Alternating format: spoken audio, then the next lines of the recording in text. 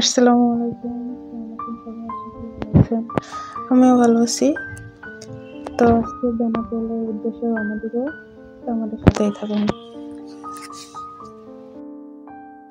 আপনারা যেভাবে বাংলাদেশের সবচেয়ে বড় স্থলবন্দর বেনাপোলে যেতে পারবেন, আজকে আপনাদেরকে অল্প সময়ে জানিয়ে দিচ্ছি। আমরা যশোর থেকে বেনাপোল স্থলবন্দরে গিয়েছিলাম।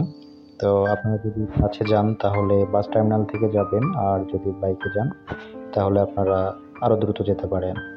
তো প্রথমে আমরা গাড়ির অকটেনটা ভরে নিয়ে আমরা টোটাল এটা যশোর থেকে সোজা রোড। তো এই দেখছেন আমরা খুব তাড়াতাড়ি পৌঁছে গেলাম বেনাপোল পৌর বাস টার্মিনাল। এখান থেকে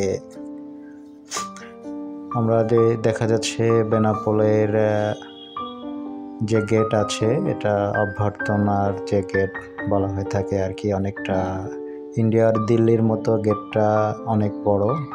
অনেকে এখানে ভিউ পয়েন্টটা কিন্তু অনেক সুন্দর, অনেকে এখানে এসে অনেক পিক তুলিয়ে থাকে।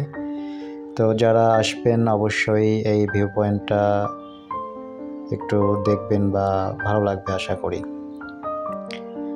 আর সবচেয়ে বড় কথা হচ্ছে বাংলাদেশের কিন্তু সবচেয়ে বড় স্থলবন্দর কিন্তু হচ্ছে বেনাপোল। এটা অনেক বড় স্থলবন্দর। আমরা একটু কাজে গিয়েছিলাম, তো এই যে এখানে আসলাম মানি এক্সচেঞ্জারের, এখানে কিছু মানি এক্সচেঞ্জ করে নিলাম। তারপরে আপনাদেরকে দেখুন, এটা হচ্ছে বেনাপোলে যে বর্ডারটা আমাদের কাজ শেষ হয়ে গেছিল। অনেক রোদের তাপমাত্রা পড়ছিল, বিশেষ করে আমরা দুজনাই রোজা ছিলাম, যার কারণে বেশি আর আমরা ঘোরাঘুরি করি নাই। এটা হচ্ছে বেনাপোল কাস্টম হাউস। এখানে কাস্টমসের যত কাজ আছে এ জায়গায় করা হয়ে থাকে। তো যারা কাস্টমসের কাজ করবেন, বর্ডারের একটু আগে পড়বে কাস্টম হাউসটা। সো কাস্টম হাউসটা এটা দেখে রাখতে পারেন, কাজে লাগবে। যদি কেউ বেনাপোল বর্ডারে আসেন, তো যদি কোনো সমস্যা হয় আমাদের সাথে যোগাযোগ করতে পারেন। ঠিক আছে, সবাই ভালো থাকবেন। আল্লাহ হাফেজ।